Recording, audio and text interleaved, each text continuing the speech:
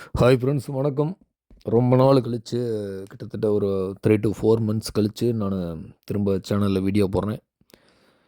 Okay, because of my personal work, that's I can't make it for the any videos at the moment. Okay, இனிமேல் கொஞ்சம் free ஆகிட்டேன், நம்ம பேசுவோம். But Kallakurichi வழக்கை பற்றி நான் லாஸ்ட்டாகவே சொல்லியிருந்தேன். வடிவேல் அவர்கள் வந்து அண்ணன் வடிவேல் அவர்கள் வந்து எனக்கு வந்து காப்பிரைட்ஸு கிளைம் பண்ணியிருந்தார் வீடியோ போஸ்ட் பண்ணதுக்கு அப்படின்னு சொல்லியிருந்தேன். பட் அதுக்கப்புறம் நான் வீடியோ எதுவும் கள்ளக்குறிச்சி வழக்கை பற்றி பேசல. அதுக்கப்புறம் ஒரு சில வீடியோக்கள் தான் பேசியிருந்தேன். அதுவும் வேறு வீடியோக்கள், வேறு கண்டென்ட் சம்மந்தப்பட்டது.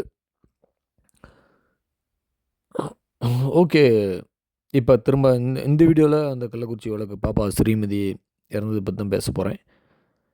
நான் முன்னையே நிறைய வீடியோக்களில் சொல்லியிருக்கேன், இந்த கேஸ் இப்படி தான் முடியும் அப்படின்ட்டு. இன்றைக்கி நம்ம பாப்பாவுக்கு ஆதரவு கொடுத்த எல்லாருமே வந்து யாருமே வந்து ஒற்றுமையாக இல்லை. அதுதான் உண்மை. இப்போ நான் உதாரணத்துக்கு என்னையே எடுத்துங்க, நான் வீடியோ நிறைய இப்போ போஸ்ட் பண்ணுறதில்ல. ஏன்னா எனக்கு காப்பிரைட்ஸ் ப்ராப்ளம் வந்தனால நான் போஸ்ட் பண்ணுறதில்ல. ஓகே, எனக்கு தான் காப்பிரைட்ஸு, நான் ஒருத்தன் தான், சரி ரைட்டு பேசல அப்படின்னு சொல்லிட்டு போயிட்டேன். பட்டு ஆல்ரெடி பேசிக்கிட்டு இருந்தீங்க எல்லாத்துக்குள்ளுமே இப்போ சண்டை. அந்த மவ, இந்த மவ, அவளை இவளே, அவனை இவனே அப்படின்னு சொல்லி எல்லாம் பேசி வீடியோக்கள் நிறைய வந்துட்டுருக்கு. நான் வாட்ச் பண்ணிட்டு தான் இருக்கேன். எல்லா வீடியோவும் வாட்ச் பண்ணிட்டு தான் இருக்கேன். நிறைய வீடியோக்கள் வந்து last knowledge, brother last knowledge, கானூரா, அவர் வடிவேல், விபி ரகர்ஸ் வடிவேல், எல்லாமே தான் போட்டுக்கிட்டு தான் இருக்காங்க. இன்னும் 2, 3 சேனல்ஸ் வந்து மறைமுகமாக போட்டுட்ருக்கு. மாவன குரு, சர்தார் எல்லாமே போட்டுட்டு தான் இருக்காங்க. பட்டு இந்த மாதிரி சண்டை கட்டிட்டா ஊடு 2 பட்டா கூத்தாடிக்கு கொண்டாட்டமா, இதை தான் நான் ஆரம்பத்தில் இருந்தே சொன்னேன். ஒரு சின்ன எக்ஸாம்பிள் சொல்கிறேன். பாப்பா ஸ்ரீமதிக்கு வந்து வெங்கல சிலை வைக்கணும்னு சொல்லி ஒரு கான்செப்ட் ரெடி பண்ணும்போது, அவங்க சொல்லும்போது நான் ஒரு வீடியோவில் சொன்னேன், இது தேவையில்லாத வேலைங்க, நமக்கு முதல்ல நீதி கிடைக்கணும், இந்த மாதிரிலாம் பண்ணாதீங்க, நீதி கிடைச்சதுக்கப்புறம் நம்ம வச்சுக்கலாங்கன்னு சொன்னேன். அதுக்கு நிறைய நமக்கு கமெண்ட் வந்துச்சு, உனக்கு என்ன, எங்கள் பாப்பாவுக்கு நாங்கள் என்ன வேணாலும் பண்ணுவோம் அப்படின்ட்டு. இன்றைக்கி தெரியுதுங்களா, ஊடு 2 பட்டா கூத்தாடிக்கு கொண்டாட்டமா, அந்த மாதிரி நமக்குள்ளேயே ஒத்துமை இல்லை, ஒரு நீதிக்காக போராடுறோம் அப்படின்னா, நமக்குள்ளேயே ஒத்துமை இல்லை அப்படின்னா, அப்புறம் எங்கே போய் அதில் நீதி கிடைக்கும்?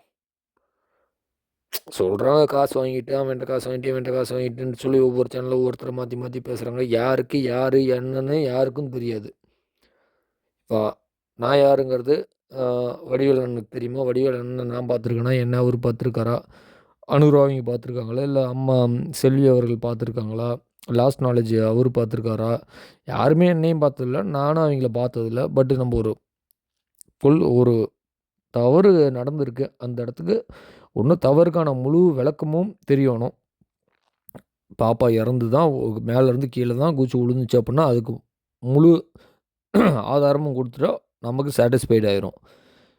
அப்படி இல்லை அப்படிங்கும்போது, நம்ம வந்து இது வந்து கொலை அப்படின்னு சொல்லி நம்ம சொல்கிறோம். இல்லை, இது கொலை இல்லை அப்படின்னு நிரூபிக்க வேண்டியது அவங்க பொறுப்பு. இது கொலை தான் அப்படின்னு தீர்ப்பு வரும்போது, ஓகே, நம்ம பேசுனது நமக்கு ஜஸ்டிஸ் கிடச்சிரும். அது நான் நிறைய வீடியோவில் சொல்லியிருக்கேன். 20 வருஷங்கள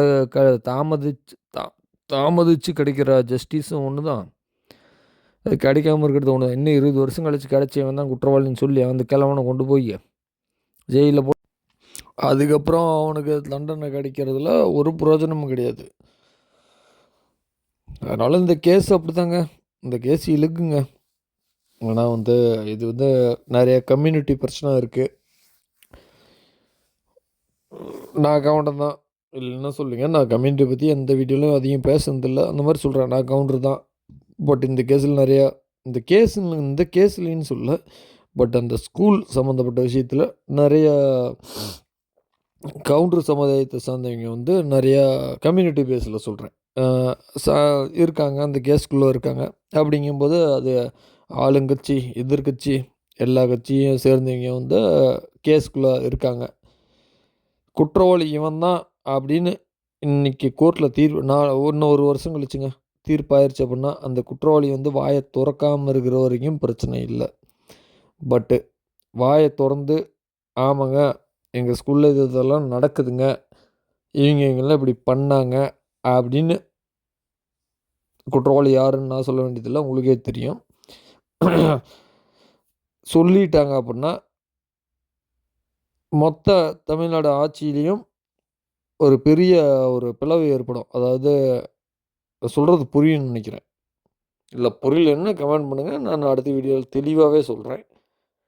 அப்படி இருக்கும்போது நம்ம தமிழ்நாட்டு கவர்மெண்ட்டு 2 கவர்மெண்ட்டு 2 கவர்மெண்ட்னா ஆளுங்கட்சி, எதிர்க்கட்சி என்ன 2 பார்ட்டியுமே சம்மந்தப்பட்ட ஒரு விஷயம் இது.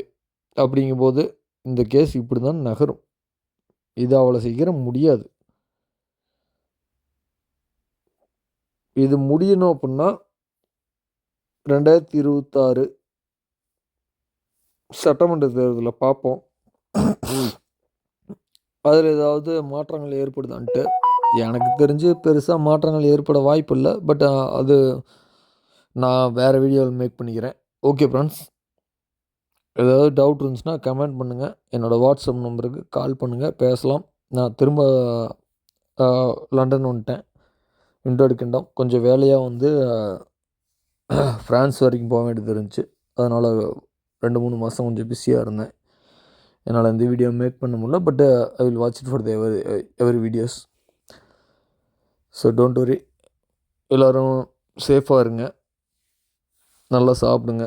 ஓகே, நம்ம நெக்ஸ்ட் வீடியோவில் சந்திப்போம். பாய்.